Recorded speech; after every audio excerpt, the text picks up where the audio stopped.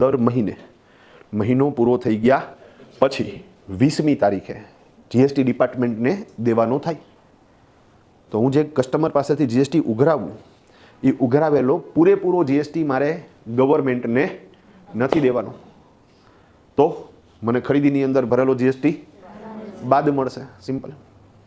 હવે ખરીદીમાં ભરેલો જીએસટી મને તો જ બાદ મળે જો જો જો જો જો જો જો જો કેટલી શરતો પૂરી થવી જોઈએ? 8 શરતો પૂરી થઈને તો જ મને ખરીદીમાં ભરેલો જીએસટી બાદ મળે. ડન. હવે આ 8 શરતો કઈ છે એ ખાલી એમને બોલું છું મૌખિક રીતે, સમજાવવાનું તો બાકી, જ્યારે ટોપિક આવશે ત્યારે સમજશું. પણ પહેલી શરત છે કે ભાઈ તમે માલ જે પરચેસ કર્યો છે એ માલ તમારે વેચવાનો છે, તો પહેલી શરત છે માલનું વેચાણ થવું જોઈએ. હા, બરોબર છે. બીજી શરત છે તમે જેને માલ વેચો એની પાસેથી તમારે બિલમાં અલગથી જીએસટી ઉઘરાવવાનું છે, તો એ પ્રોસેસને કહેવાય ટેક્સ ઇનવોઇસ આપવું. એને શું કહેવાય? ટેક્સ ઇનવોઇસનો મતલબ એમાં જીએસટી કેવું દેખાતું હોય સાહેબ? અલગથી દેખાતું હોય. ભાઈ ક્લિયર છે? અને ટેક્સ ઇનવોઇસ તો જ આપી શકાય જો તમે જીએસટી નંબર ધરાવતા હોય ને એ રેગ્યુલર ધરાવતા હોય. તો પહેલી શરત માલનું વેચાણ થવું જોઈએ. બીજી શરત તમારે ગ્રાહક પાસેથી અલગથી જીએસટી ઉઘરાવવાનો છે. આ બરોબર છે સાહેબ? ડન. ત્રીજી શરત તમે જેની પાસેથી માલ પરચેસ કરો છો એણે તમને ટેક્સ ઇનવોઇસ આપેલું હોવું જોઈએ, તો જ તમને ખરીદીમાં ભરેલો જીએસટી બાદ મળશે. સિમ્પલ. તો તમારે એવા વ્યક્તિ પાસેથી માલ લેવાનો છે કે જે પાછો રેગ્યુલર જીએસટી નંબર ધરાવતો હોય. હાલો ડન. એ ટેક્સ ઇનવોઇસ આપી દીધા પણ બાદ મળી જાય? ના રે ના. હજી ચોથી શરત કઈ? તો કે એણે જે તમને ટેક્સ ઇનવોઇસ આપ્યું છે એમાં આપણો અને એમનો જીએસટી નંબર સાચો લખેલો હોવો જોઈએ, તો જ આપણને ખરીદીમાં ભરેલો જીએસટી બાદ મળશે. હાલો ઇઝી. પાંચમી વસ્તુ, આપણે તો 8 શરતો છે ને? ડન. તો નેક્સ્ટ શરત કઈ થશે? તો કે સાહેબ એણે મારી પાસેથી જે જીએસટી ઉઘરાવ્યો છે એ ઉઘરાવેલો જીએસટી એણે ગવર્મેન્ટમાં દીધેલો હોવો જોઈએ. ગવર્મેન્ટમાં દે તો જ ગવર્મેન્ટ બાદ આપે ને? સિમ્પલ વસ્તુ છે. ડન. ઓકે. ફોર એક્ઝામ્પલ, હું બેન પાસે ફીસ માગતો હતો કે ભાઈ તારા ટ્રાયલના દિવસો પૂરા થઈ ગયા, હવે તારે મને ફીસ દેવાની છે. મને કે ઓકે, જો નહીં દે તો તારું એડમિશન રદ થઈ જશે અને તારી સીટ હું કોકને આપી દઈશ. હવે એક દિવસ એને ક્યાંક લગ્ન પ્રસંગમાં જવાનું થયું પણ એનો દિવસ પૂરો થતો હતો તો એણે શું કર્યું સાહેબ? એણે એની બેનપણી જ ફોર એક્ઝામ્પલ, અને એને એ ફીસના પૈસા આપી દીધા. ભાઈ તમે ધર્મેશભાઈને જ આપી દેજો એટલે મારી સીટ કન્ફર્મ થઈ જાય. ડન. હવે ઓલી બેને પોતે વાપરી નાખ્યા. હા, એણે એ પૈસા વાપરે, મને આપ્યા જ નહીં. ડન. તો હવે હું આનું એડમિશન રાખીશ કે રદ કરી નાખીશ? રદ કરી નાખીશ. નિયમ મુજબ હું રદ કરી નાખીશ. ભાઈ ક્લિયર છે? હવે યા એ એવું એક્સપ્લેન કરે કે મેં તો ભરી દીધી છે ને. ભાઈ તે ભલે ને ભરી દીધી હોય, મને નથી મળી, હું એને કન્સિડર નહીં કરું. બસ આ જ કન્સેપ્ટ છે કે ભાઈ મેં તો પરચેઝ વખતે ઓલરેડી સપ્લાયરને શું કરી દીધું સાહેબ? ટેક્સ આપી દીધો છે, પણ હવે એણે એ ટેક્સ ગવર્મેન્ટમાં નથી આપ્યો, તો ગવર્મેન્ટ મને થોડા ખરીદીમાં ભરેલો ટેક્સ બાદ આપશે? ભાઈ તમે સમજી ગયા?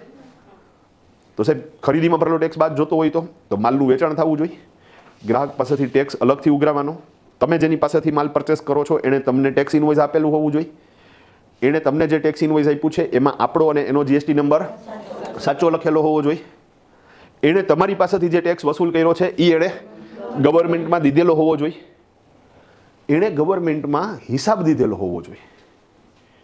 ખાલી એ માની લો કે આ બેન આવી અને મને એણે 10,000 ફીસ આપી દીધી કે ધર્મેશભાઈ 10,000 ફીસ એક વિદ્યાર્થીની હતી, એણે મને આપી છે, આ તમને દેવાની હતી, એ દઈને વહી ગઈ, પણ એણે મને નામ ન કીધું કે આની ફીસ છે.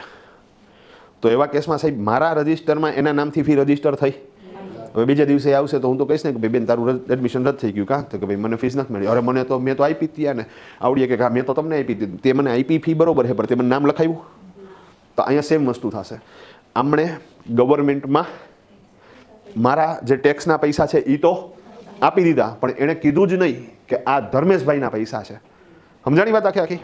તો એવા કેસમાં પણ ગવર્મેન્ટ મને ખરીદીમાં ભરેલો ટેક્સ બાદ નહીં આપે. સિમ્પલ. તો તમારે રિટર્ન ફાઇલ કરવું પડશે.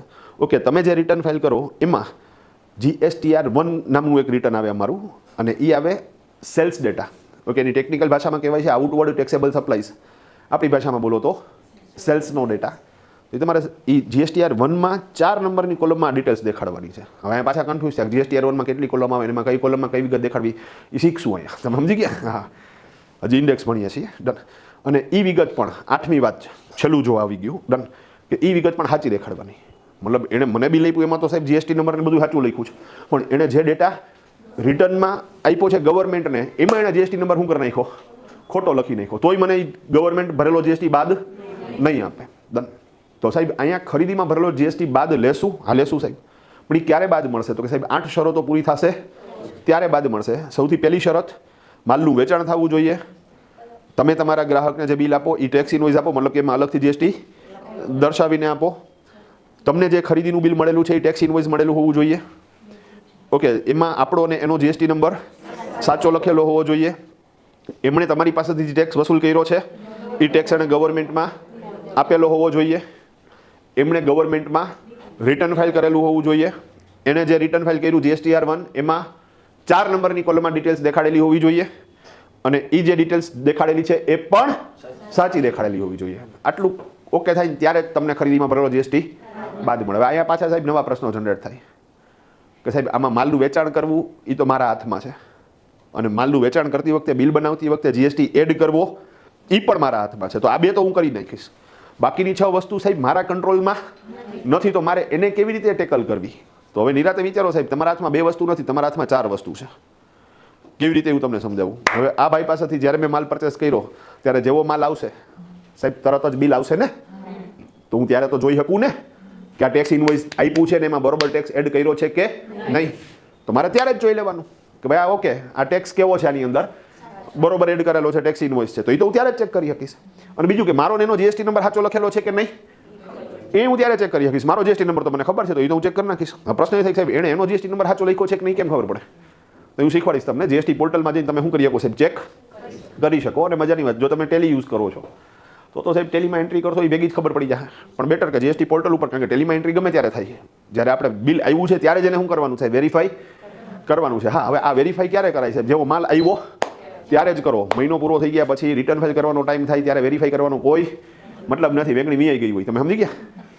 કારણ કે એ માલ લીધેલો હોય તમે કોકને પાછો શું કરી નાખ્યો હોય? વેચી નાખ્યો હોય. તો અહીંયા ભૂલ પકડવી એ અર્થહીન છે. એના કરતાં બેટર કે સાહેબ માલ આવે ત્યારે જ ભૂલ પકડો. અને માની લો ટેક્સ ઇનવોઇસ ના હોય અથવા તો મારો તમારો જીએસટી નંબર ખોટો હોય તો મારે એ ભાઈને ત્યારે જ માલ શું કરી દેવાનો?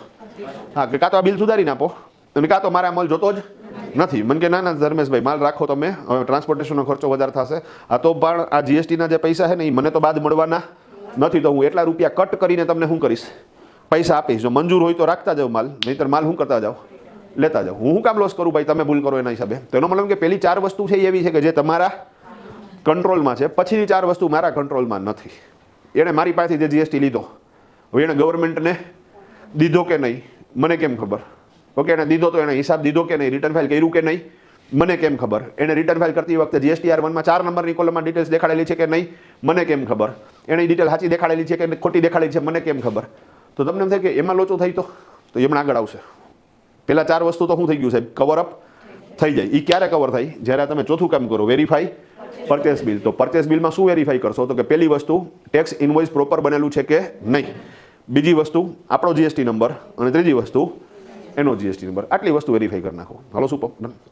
ઓકે, હવે તો કે સાહેબ હવે પ્રેક્ટિકલી તમે જો તો વેપારીના દ્રષ્ટિકોણથી અહીંયા મહિનો પૂરો થઈ ગયો તો જીએસટી તો ભરવાનો ને, ઇન્કમ ટેક્સ વર્ષે ભરવાનો, જીએસટી મહિને ભરવાનું. ભાઈ આટલું ક્લિયર? તો મહિનો પૂરો થઈ ગયો તો જીએસટી પે કરવાનો થશે. તો જીએસટી પે કરતાં પહેલાં જીએસટી ગણવો તો પડશે ને. તો 5મું કામ તમારું, પ્રિપેર કોમ્પ્યુટેશન ટેબલ. ટેક્સની ગણતરી દર્શાવતું પત્રક તૈયાર કરો. કોમ્પ્યુટેશન ટેબલનો મતલબ થશે ટેક્સની ગણતરી દર્શાવતું પત્રક તૈયાર કરો. તો prepare computation table. Okay, GST compute કરવો હાવ હેલું, આજે જ આવડી ગયું. કેવી રીતે સમજાવું તમને? ડન.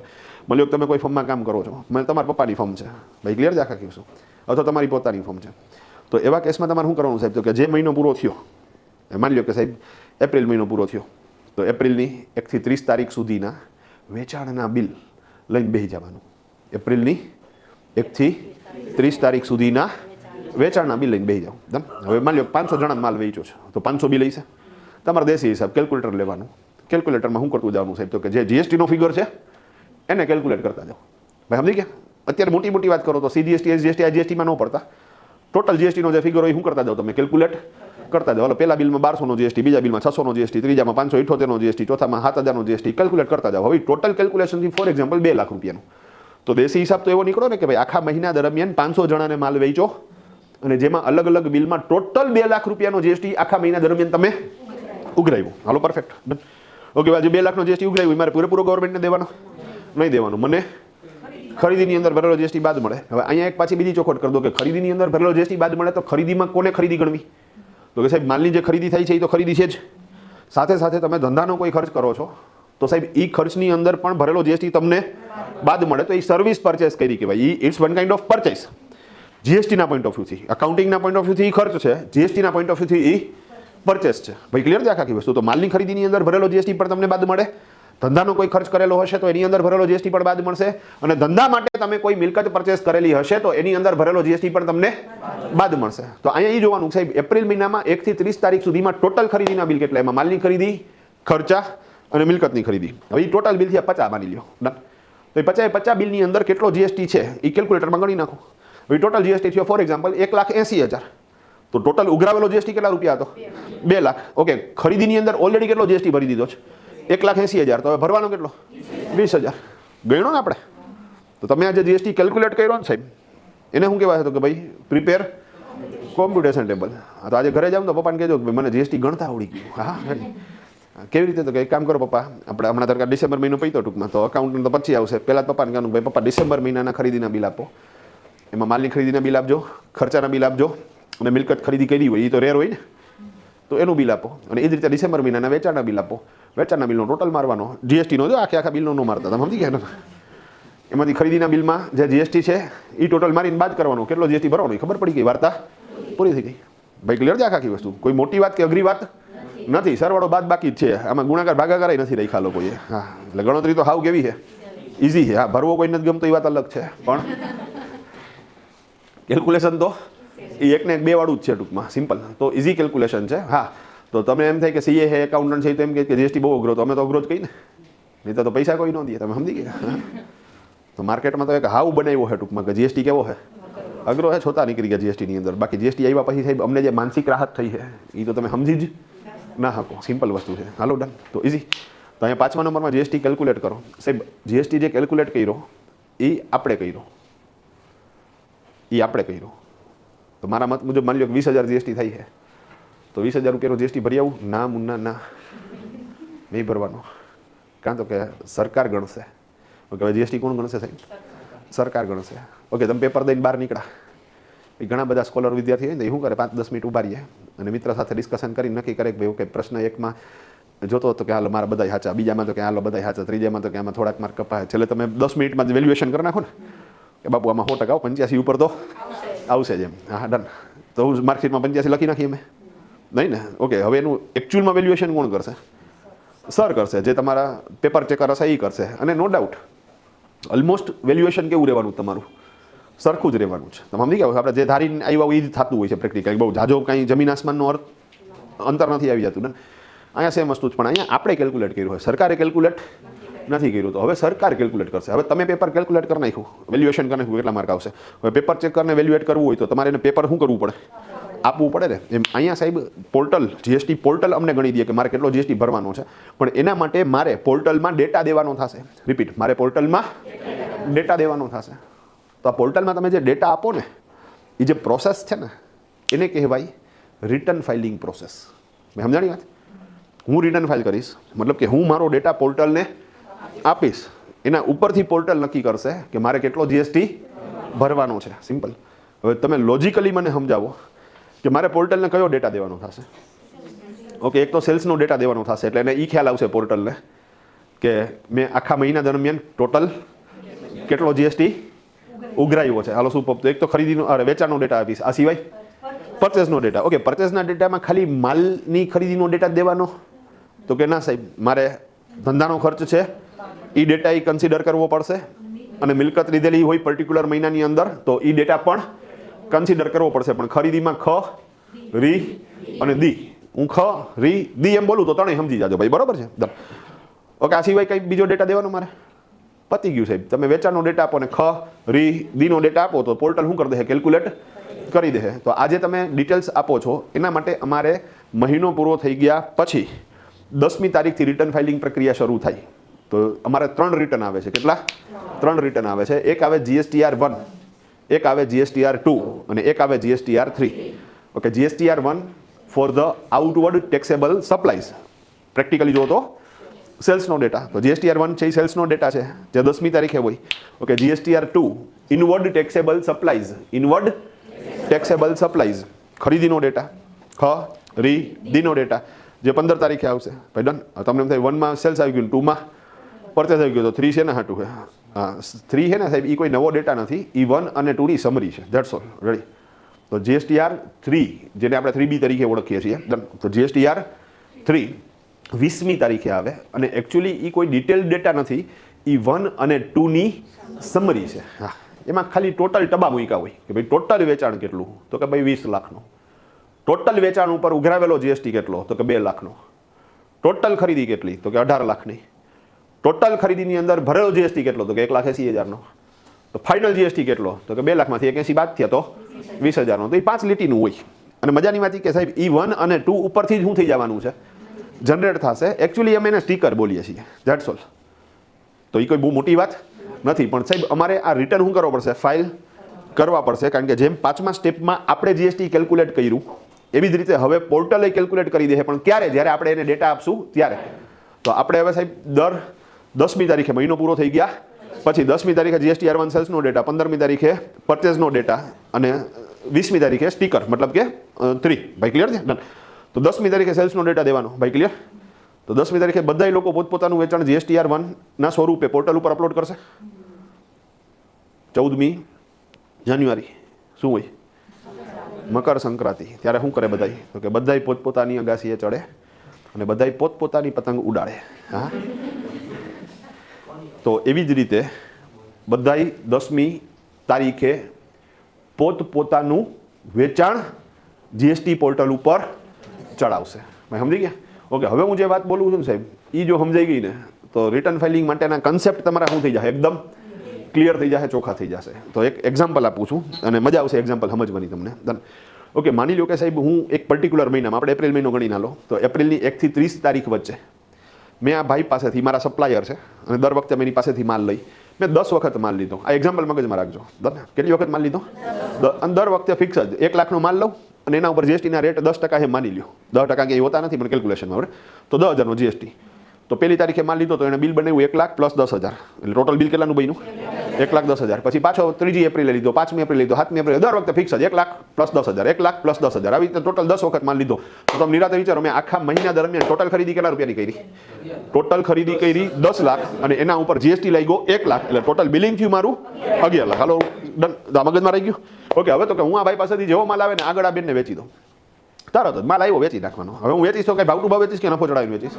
હું તો નફો ચડાવીને વેચીશ. તો મેં 1 લાખનો માલ છે ને, ફોર એક્ઝામ્પલ 1,20,000માં વેચો. ઓકે, મારા માટે માલનું વેલ્યુએશન કેટલું હતું? 1 લાખ. હવે તમે કહો સાહેબ તમે તો 1,10,000 દીધા. અરે તો 10,000 રૂપિયા જે દીધા હે ખરીદીની અંદર ટેક્સ પેટેના, એ તો મને ઓલરેડી હું થઈ જવાના હે, એ તો બાદ મળી જવાના હે, એ તો પાછા મળી જવાના હે. તો મારે ક્યાં ટોટલ મારું વેલ્યુએશન કેલ્ક્યુલેટ કરતી વખતે, કોસ્ટિંગ કેલ્ક્યુલેટ કરતી વખતે ટેક્સને એડ કરવાનો છે? કારણ કે એ ભરેલો 10,000નો ટેક્સ તો મને શું થાય, એ તો બાદ મળશે. તો હું તો એમ જ માનીશ કે મારો માલ 1 લાખનો, એ 1 લાખનો માલ હું 1,20,000માં વેચીશ. તો બેનનું પેલું બિલ બનાવ્યું 1,20,000 પ્લસ GST પ્લસ કરું. હા સાહેબ કરજો હો, તો જ આ ભરેલો ટેક્સ શું થાય, બાદ મળશે. હાલ ડન. તો 1,20,000 પ્લસ GST 10%, તો 12,000. તો ટોટલ એનું બિલ કેટલાનું બનાવ્યું? 1,32,000નું. પાછો 2 દિવસ પછી માલ વેચો, જેવો માલ આવે ભેગો જ વેચી નાખો. 1,20,000નું બિલ, 12,000નો GST, 1,32,000નું બિલ. તો મેં ટોટલ 10 વખત માલ વેચી નાખ્યો એને. તો ટોટલ મેં માલ વેચ્યો 12 લાખનો, જેની અંદર GST થાય છે 1,20,000 અને ટોટલ મારું બિલિંગ થયું હતું 13,20,000નું. હાલો ડન. પછી બેન પણ મારી પાસેથી માલ લે છે ને આગળ કોકને વેચે છે. ભાઈ સમજી ગયા? પછી એ કોકને વેચે છે. આવી રીતે માલ શું થાય છે સાહેબ, તો કે એ એન્ડ યુઝર લગી પૂગે છે. આવું આપણે બાંધી લઈ. ડન. હવે અહીંયા માની લો મહિનો થઈ ગયો પૂરો. હાલો હવે મહિનો પૂરો થઈ ગયો, એપ્રિલ મહિનો પૂરો થઈ ગયો. તો હવે મે મહિનામાં 10મી તારીખે, હાલો મે મહિનામાં 10મી તારીખે શું થાય, તો કે બધાએ પોતપોતાનું સેલ્સ ચડાવવાનું છે. અહીંયા મગજમાં એ રાખજો કે બધાએ પોતપોતાનું વેચાણ ચડાવવાનું છે. ભાઈ ક્લિયર છે? તો તમારે GSTR1 બનાવવું પડશે ને. કઈ તારીખે બનાવશો? 10 તારીખે. ઓકે, 10 તારીખે સાહેબ જે GSTR1 બનાવશે એમાં કેટલા બિલ ચડાવશે? એ 10 બિલ ચડાવશે. ઓકે, એ જે 10 બિલ ચડાવશે એ કઈ રકમથી ચડાવશે? તો કે 1 લાખ પ્લસ 10,000. સુપર. ભાઈ સમજી ગયા? અને એ જે 10 બિલ ચડાવશે એમાં એ GST નંબર કોનો લખશે? મારો, કારણ કે એને મને માલ વેચ્યો છે. ભાઈ ક્લિયર છે આખી વસ્તુ? હાલો ડન. ઓકે, હવે 10મી તારીખે એ જ દિવસે અમારી ઓફિસમાં GSTR1 બનશે. ઓકે, હું કેટલા બિલ ચડાવીશ? હું 10 બિલ ચડાવીશ. ઓકે, હું જે 10 બિલ ચડાવીશ એ કઈ રકમથી ચડાવીશ? 1,20,000 પ્લસ જીએસટી 12,000 અને એમાં હું દરેક બિલની અંદર આ બેનનો જીએસટી નંબર લખીશ. મેં સમજી ગયા તમે? ઓકે, હવે બેને પોતે શું કરશે તો કે 10મી તારીખે પોતે એનું GSTR1 ચડાવવા બેસે તો એ પોતે એના GSTR1 ની અંદર શું કરશે તો કે સેલ્સનો ડેટા ચડાવશે. હવે એને અંદર 1.5 લાખ રૂપિયા બચ્યું તો 1.5 lakh plus 15,000 GST, 1.5 lakh plus 15,000 GST, આવી રીતે પોતે પોતાની એન્ટ્રી સેટ કરશે. આવી રીતે બધા પોતપોતાનું વેચાણ શું કરશે સાહેબ GSTR1 માં બનાવશે અને 10મી તારીખ અહીંયા કેવી થઈ જાય પૂરી. હાલો 10મી તારીખ પતી. હાલો 10મી તારીખ પતી ગઈ, બધાએ પોતપોતાનું GSTR1 ચડાવી દીધું. 10મી તારીખ પતી ગઈ, હવે કઈ તારીખ આવશે? 10મી તારીખ પતી ગઈ, હવે કઈ તારીખ આવશે? 11 આવે ને, તમે સમજો વાત. હા, એવો તો કયો કે નશો કરીને બેઠા હોય કે સીધી 15 આવે. હા, રેડી છે ને? તો હા, ગાંજો બાંજો મારી હોય વ્યવસ્થિત રીતે. તો ભાઈ, તો 10મી તારીખ પતી ગઈ, તો હવે કઈ તારીખ આવશે? 11 તારીખ આવશે. ઓકે, 11મી તારીખે શું થશે? 11મી તારીખે જાદુ થશે. હા, જાદુ તેરી નજર, ખુશ્બુ તેરા બદન. રેડી છે? ગીત સાંભળ્યું કે નહીં?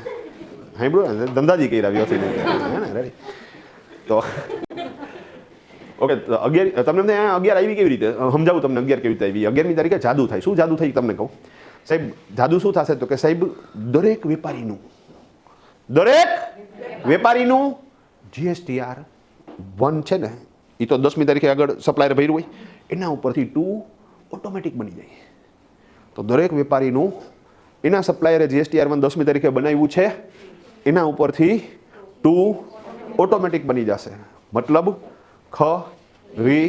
ડીનો ડેટા તમારે 2માં નાખવાનો નથી, એ ઓટોમેટિક આવી ગયો. હા, આપણે નહીં નાખવાનું, એ ઓટોમેટિક આવી ગયો. ડન. એમની ખબર કેવી રીતે પડી તમને કે આ મારી ખરીદી છે? હા, કે સિમ્પલ હે ભાઈ, તું બહુ ખોટા પ્રશ્ન પૂછમાં. એ કે હા, એ કે જે એનું વેચાણ હોય એ તારી ખરીદી હોય ને. તમે સમજો વસ્તુ આખી આખી. હા, મતલબ બે માણસ હે ટૂંકમાં, બરોબર? કપલ ગયા જમવા માટે રેસ્ટોરન્ટમાં. ઓલી ભાઈ હતા, એની ઘરવાળીનો બર્થડે હતો તો જમવા હાટું લઈ ગયો કે ભાઈ ના, આ એક દિવસ તો સાચવી લેવો પડે હે ને. હા, પછી એને શું અપેક્ષા હોય કે મારો જન્મદિન યાદ રહેવો જોઈએ, એ લે. હા, ડન.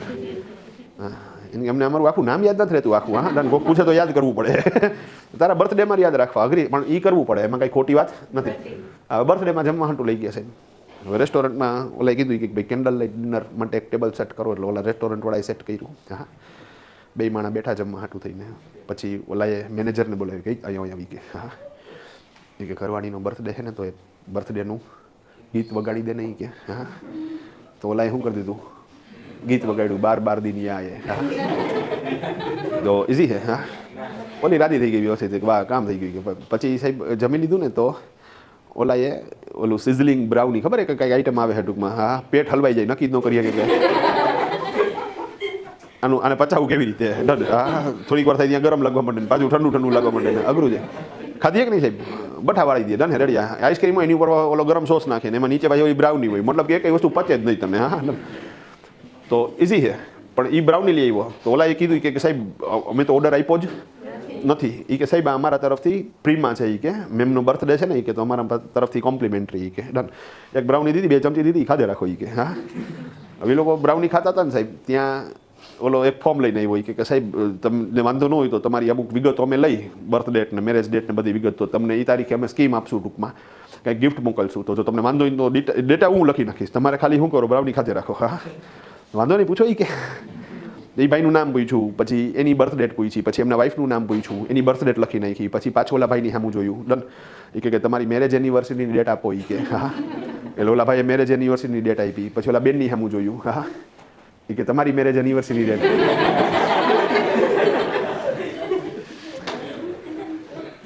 તો દાંત છે ને તમને ન પૂછીએ કે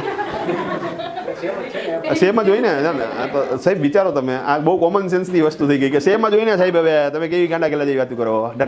તો સાહેબ આ 70 વર્ષથી જે મનમોહનસિંહની સરકાર હાલતી હતી વ્યવસ્થિત, હા, હાવર્ડ યુનિવર્સિટી વાળા બધા, એને આ ભાન નહોતી પડતી કે ભાઈ જે આનું વેચાણ હોય એ જ આની ખરીદી હોય. હા, તો હું કામ ડેટા માગો, હું કામ હેરાન કરો હો? તમે સમજી ગયા વસ્તુ આખી. ડન. વસ્તુ તો સેમ જ થઈ ને. ખરેખર પરચેસનો ડેટા મંગાયા જ નહીં સાહેબ. જે આપણા સપ્લાયરનું વેચાણ છે એ જ તમારી ખરીદી છે સાહેબ. અને જે મારું વેચાણ છે, જે મારું GSTR1 બનશે, તો એ જ સામેવાળા વ્યક્તિનું, મારા કસ્ટમર માટેનું GSTR2 બનશે. તો આ એક કોમન લોજિક છે સાહેબ, પણ છતાંય ડેટા માંગતા. હવે તો કે હવે સિસ્ટમ વહી ગઈ. તો જમાવટ થઈ ગઈ સાહેબ. તો 11મી તારીખે શું થાય સાહેબ? GSTR2 આપણે બનાવવાનું નથી. ઓલરેડી શું થઈ જાય છે સાહેબ? એ બનીને આવી જાય છે. પણ હા, એ બનીને આવી જાય, પણ આપણે શું કરવાનું સાહેબ? તો કે એ ચેક કરવાનું. હા, તો 11મી તારીખે મારી ડ્યુટીમાં એ આવે કે હું સાહેબ જે ફર્મનું એકાઉન્ટિંગ કરું છું, હું ઓફિસે જઈશ, કોમ્પ્યુટર ચાલુ કરીશ, પોર્ટલ ખોલીશ www.gst.gov.in. એમાંથી એણે જે 2 ઓલરેડી ઓટોમેટિક બનાવીને નાખ્યું છે એને હું ડાઉનલોડ કરીશ. ઓકે, ડાઉનલોડ કરીશ. બનાવીને આપ્યું છે પણ ડાઉનલોડ શું કામ કરીશ? તો કે સાહેબ એણે જે મારું 2 બનાવ્યું છે એ મેં નથી એન્ટર કર્યું. આમણે જે 1માં સેલ્સ દેખાડ્યું હતું એના ઉપરથી બનાવ્યું છે. હવે એવું બની શકે કે આ ભાઈના અકાઉન્ટન્ટે 10ની બદલે 8 બિલ ચડાવ્યા હોય. એ કાંઈ મારા કંટ્રોલમાં તો નથી. તો હવે એણે જો 8 જ બિલ ચડાવ્યા છે તો મારા 2માં કેટલા બિલ દેખાશે? 8 જ બિલ દેખાશે. હવે મારા 2માં 8 બિલ દેખાશે તો ગવર્મેન્ટ એમ જ માનશે કે મારી ખરીદી જ કેટલી વખત થઈ છે, તો મને 8 ખરીદીની અંદર ભરેલો GST જ બાદ આપશે. તો મને તો લોસ થઈ ગયો ને. મેં તો ખરેખર ખરીદી કરી હતી, મને તો ખરેખર બાદ મળવા જોતા હતા 1 લાખ રૂપિયા. 10 બિલમાં 10,000 GST હતો તો મને ખરેખર બાદ કેટલા મળવા જોતા હતા? 1 લાખ. તો ફાઇનલી મેં કસ્ટમર પાસેથી ઉઘરાવેલો GST હતો 1,20,000. એમાંથી ખરીદીમાં ભરેલો 1 લાખનો GST બાદ કરતા મારે કેટલો GST ભરવાનો હતો? 20,000. પોર્ટલ મને એમ કહે કે ધમા તારે તો 40,000 ભરવાના છે. મેં કીધું કેવી રીતે? મને કે 1,20,000નો GST ઉઘરાવ્યો છે, ખરીદીમાં 80,000 GST બાદ મળે. મેં કીધું 80,000 કેવી રીતે બાદ મળે? મારી તો ટોટલ ખરીદી તો 1 લાખ રૂપિયાની, અરે 10 લાખ રૂપિયાની છે, જેમાં 1 લાખનો GST થાય છે. મને કે ભાઈ અમને તો ડેટા આવ્યો એમાં તો 8 જ ખરીદી દેખાડે છે, 10 ખરીદી દેખાડતા જ. તો સાહેબ હું ચેક કરીશ તો ખબર પડશે ને. બીજું હવે અહીંયા પ્રશ્ન એ થાય સાહેબ તમે 1લી તારીખે ડાઉનલોડ કર્યું, ચેક કર્યું, ચેક કરતા જો 10 બિલ નીકળ્યા તો રાજી થાવ, કારણ કે તમને પૂરેપૂરી ખરીદીમાં ભરેલો GST શું થઈ ગયો. પણ માની લો 2 બિલ મિસ થઈ ગયા, તો હું મારા હેન્ડથી આ 2ની અંદર એડ કરી શકું? આ પ્રશ્ન છે. ભાઈ તમે સમજી ગયા? 8 તો આવી જ ગયા છે, તો મારી શું ઈચ્છા હોય કે ભાઈ મારે તો અમે 10 બનાવવા હતા, એની બદલે 8 તો મને ઓલરેડી શું થઈ ગયા? બનીને આવી ગયા. તો હું એક કામ કરું ભાઈ, હું 2 બિલ મારી રીતે એડ કરી નાખું. તો સરકારે ના પાડી.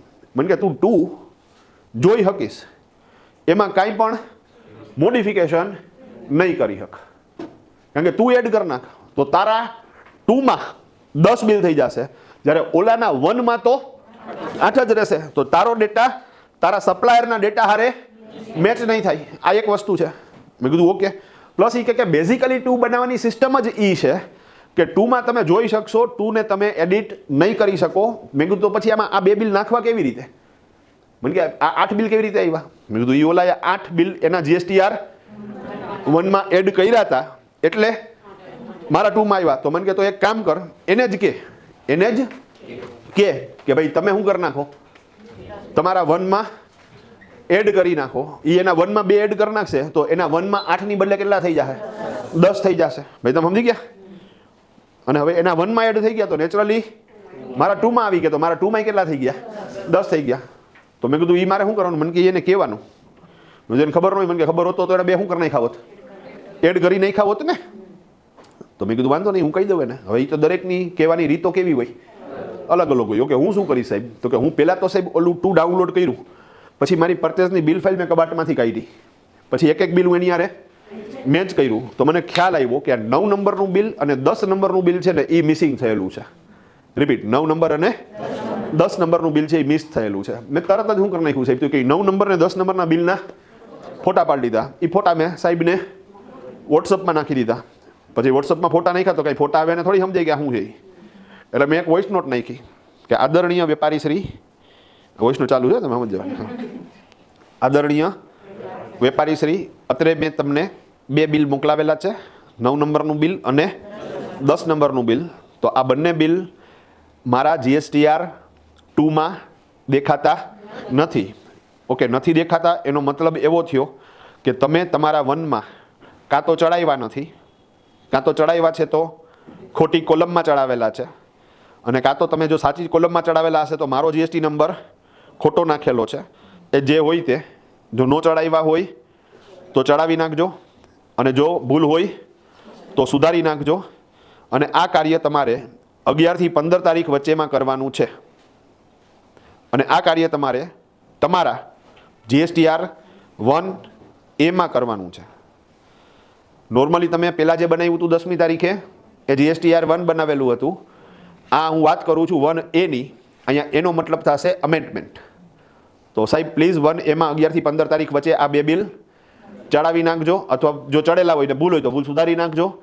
તમારા 1માં સેટ થશે તો જ મારા 2માં આવશે અને તો જ મને સાહેબ ઈ ખરીદીમાં ભરેલો ટેક્સ બાદ મળશે. તો વહેલી તકે આ પ્રક્રિયા પૂર્ણ કરજો. તમે આ પ્રક્રિયા પૂર્ણ કરશો તો હું તમારો આભારી રહીશ, ઋણી રહીશ. આભાર એમ કરીને આપણે શું કરી દીધું, એને મોકલી દીધું. જો હવે ગઈ નોટ, તું સમજો વસ્તુ આખી ઇઝી છે. ડન. તો રેડી, વોઇસ નોટ નાખી દીધી, નાખ્યા પછી બિલ્લુ ટીક લઈ ગઈ. એટલે બિલ્લુ ટીક આ ક્યાંય ભણવામાં નહીં આવે, હું જ સમજાવીશ, તમે સમજી ગયા. ક્યાંય આવી બિલ્લુ ટીક થાય તો આમ કરવાનું. ડન, એ અઘરું છે. હાલો તો બિલ્લુ ટીક લાગી ગઈ, તો બિલ્લુ ટીક લાગી ગઈ તો મેં પાછો શું કર્યો સાહેબને ફોન કર્યો. હા, રિમાઇન્ડર તો લીધે જ રાખીશ, તમે સમજી ગયા. ડન. હું સાહેબ બોલો મેસેજ મળી ગયો, મેં કીધું મળી ગયો. મેં કીધું વોઇસ નોટ નાખી હતી, સાંભળી હતી, મને કે સાંભળી હતી. મેં કીધું સમજાણી, મને કે આ બહુ ચોખ્ખોટથી તમે બોલ્યા, મને બધું સમજાઈ ગયું. તો ઇઝી છે ના. જો સ્પષ્ટીકરણ જરૂરી છે. તમારે કોઈની પાસે કામ કરાવવાનું તો સાહેબ પહેલાં તો એ જરૂરી છે કે સાહેબ તમે એને શું કરો, પ્રોપર રીતે એક્સપ્લેન કરો. એ પ્રોપર સમજી જશે તો સાહેબ તમારું કામ એટલું જ સારું અને સરળતાથી થશે. જો તમે એક્સપ્લેનેશન પૂરું નથી આપી શકતા, તમે પોતે ક્લિયર નથી, તો સાહેબ તમે કેવી રીતે કામ ઘટાડી શકશો? તો ઇઝી પ્રોસેસ છે. હાલો ડન. પણ ઓકે, અહીંયા જે મૂળ વાત હતી તમે કીધું એડ કરી નાખો ઝડપથી. મને કે થઈ ગયું. હા, હવે આ રિયલ ટાઈમ પ્રોસેસ છે એટલે ખોટું ન બોલી શકે. જો થઈ ગયું હોય ને તો મારા 2માં શું થઈ જાય, આ સીધું દેખાઈ જાય. જો દેખાઈ જાય તો ઓકે, ન દેખાય તો પાછું સમજાવીશ. મેં કીધું ભાઈ મૂર્ખ ના બનાવો સાહેબ. મેં કીધું રેડી છે. હા, મને કે ભાઈ રસ્તામાં છે. મેં કીધું રસ્તામાં ન હોય, રેડી રસ્તામાં હોય. મેં કીધું આ રિયલ ટાઈમ પ્રોસેસ છે. જેવું નાખશે અહીંયા વોટ્સઅપ નાખું કેમ તમારામાં તરત દેખાઈ જાય. તો એ જેમ રિયલ ટાઈમ પ્રોસેસ છે, અહીંયા કેવી પ્રોસેસ છે, રિયલ ટાઈમ છે. ખોટી વાત ન કરો. મેં કીધું કરી નાખજો ને. મેં કીધું પ્લીઝ. મેં કીધું ડન. હા રેડી. હા, અને થઈ જાય એટલે મને મેસેજ નાખજો એટલે હું પાછો 2 ખોલીને બેહું, કારણ કે હું કંઈ ખોલેલું નહીં રાખું. ગાલો આવ્યું કે નહીં, આવ્યું કે નહીં, તમે સમજી ગયા. ઘણા તો એ બે જો આટું થઈ જાય આવી ગયું. ડન. તો ઇઝી પ્રોસેસ છે, પણ એમાં કંઈ ખોટું નથી. હાલો ઇઝી ભાઈ. ડન. હવે ઓકે, અહીંયા સાહેબ મેં ભાઈને કહી દીધું, એને ઓલરેડી માની લો સુધારી નાખ્યું. એને એના 1 એમાં સુધાર્યું. કઈ તારીખથી કઈ તારીખ વચ્ચે? એક્ઝેક્ટલી 11 થી 15 વચ્ચે સુધારી રાખ્યું. તો એના 2 બિલ એડ કરી નાખ્યા. તો મારા હવે 2માં શું થઈ ગયા છે, 2 બિલ એડ થઈ ગયા. તો ટોટલ 2માં થઈ ગયા 10 બિલ. તો મેં કીધું યસ. હવે મને 10 બિલમાં ભરેલો ₹1,00,000 જીએસટી શું થઈ જાય, બાદ મળી જાય. હવે જે કાર્ય મેં કર્યું 11મી તારીખે, મારું 2 ડાઉનલોડ કર્યું, વેરીફાઈ કર્યું, ચેક કર્યું, ને ભૂલ હતી તો સામેવાળાને કીધી, એવી રીતે મારા કસ્ટમર પણ 11મી તારીખે શું કરશે, ચેક કરશે ને. તો હવે તારે ચેક કરવાનું. બીજું ન કરતો તો તેલ લેવા જાય. હા રેડી. મને શું ફેર પડે છે, તમે સમજી ગયો. મારે શેમાં રસ છે, મારી 2માં પ્રોપર એન્ટ્રી હોવી જોઈએ, મને એમાં ઇન્ટરેસ્ટ છે. મારું 1 સાચું છે ખોટું એમાં મને ઇન્ટરેસ્ટ નથી. કાં તો કે એમાં મને ઇન્ટરેસ્ટ ન હોય, મેં જેને માલ વેચ્યો છે એને ઇન્ટરેસ્ટ હોય. મેં સમજાણી વાત આખી. હાલો ડન. તો બેને શું કર્યું સાહેબ, 11મી તારીખે ચેક કર્યું, 2 ડાઉનલોડ કર્યું વ્યવસ્થિત રીતે. હા, હવે એને 2 ડાઉનલોડ કરીને એને જોયું તો 9 બિલ દેખાણા. એટલે હા ડન. હવે ખરેખર કેટલા દેખાવા જોતા હતા, 10 બિલ દેખાવા જોતા હતા. તો હવે ખરેખર એને બાદ મળવો જોતો તો ટેક્સ 1,20,000નો. યાદ કરો, તમે સમજી ગયા. એણે 1,50 ટેક્સ ઉઘરાવ્યો, એમાંથી 21નો ભરેલો ટેક્સ બાદ મળવો જોતો હતો. બાકીના 30,000 રૂપિયાને ભરવાના થતા હતા. ગવર્મેન્ટ એને એમ કે ભાઈ તારે 30,000 નથી ભરવાના, તારે 42,000 ભરવાના છે. કાં તો કે 1 બિલની અંદર 12,000નો જીએસટી એને બાદ નથી મળતો. કાં તો કે બિલ કેટલા દેખાણા, 9. તો બેને પોતે શું કર્યું સાહેબ, 11મી તારીખે બેઠા બેઠા ચેક કર્યું, એના પરચેસના બિલ હારે વેરીફાઈ કર્યું. તો એને ખ્યાલ આવ્યો કે ભાઈ 6 નંબરનું બિલ છે એ મિસિંગ છે. તરત જ એણે ફોટો પાડીને મને શું કર્યું, બિલ મોકલી દીધું વોટ્સઅપની અંદર. બીજું દરેકની સ્ટાઇલ અલગ અલગ છે. હા, પછી એણે વોટ્સઅપમાં મને શું કર્યું, વોઇસ નોટ નાખી. હા, મને કે આ 6 નંબરનું બિલ મારા 2માં નથી દેખાતું. એનો મતલબ એવો થયો કે તમે 1માં ચડાવેલું નથી, તો તમારા 1માં તમે એની અંદર 11 થી 15 તારીખ વચ્ચે ચડાવી નાખજો, તો જ મને આ ભરેલો ટેક્સ બાદ મળશે. અને બાકી આ બિલનું પેમેન્ટ ભૂલી જાજો એ કે. હા હા, અને બીજી વખત અમે તમારી પાસેથી માલ પરચેસ નહીં કરી અને ગામમાં બદનામ કરશું તમને. મેં કીધું ભાઈ એમની આ ભાષાનો ઉપયોગ કોણ કરે? અહીંયા હું કેવો શાલીનતાથી વાત કરતો હતો. હા હા રેડી. તો આવી રીતે વાત કરાય છે દને. હા, એ કે બદનામ કરશું ગામમાં. એટલે ડર મુની બદનામ થઈ ત્યાં લગી બરોબર છે. અમને શું કામ બદનામ કરો તમે? હા રેડી. હા, પણ સાહેબ બીજું ફ્રસ્ટ્રેશન છે, લોકોનું ફ્રસ્ટ્રેશન અલગ અલગ લેવલ અલગ અલગ નીકળે. તમે સમજી ગયા છો આખી. તો અહીંયા સાહેબ મારા મેસેજ આવ્યો સાહેબ, તો મગજના આટા લઈ ગયા. મેં કીધું આપણી ભૂલ થાય જ કેવી રીતે, આપણે આખા ગામને ટેલી શીખવાડીએ. તમે સમજી ગયા છો આખી જીએસટી શીખવાડીએ, આપણી ભૂલ થાય. મેં કીધું મને 2 દી તો આમ જ રહ્યો. મેં કીધું શરમ આવે ને સાહેબ મને, તમે સમજો વાતને. હા, મેં કીધું આ ગજબ થઈ ગયું. પછી એનો જે મેસેજ આવ્યો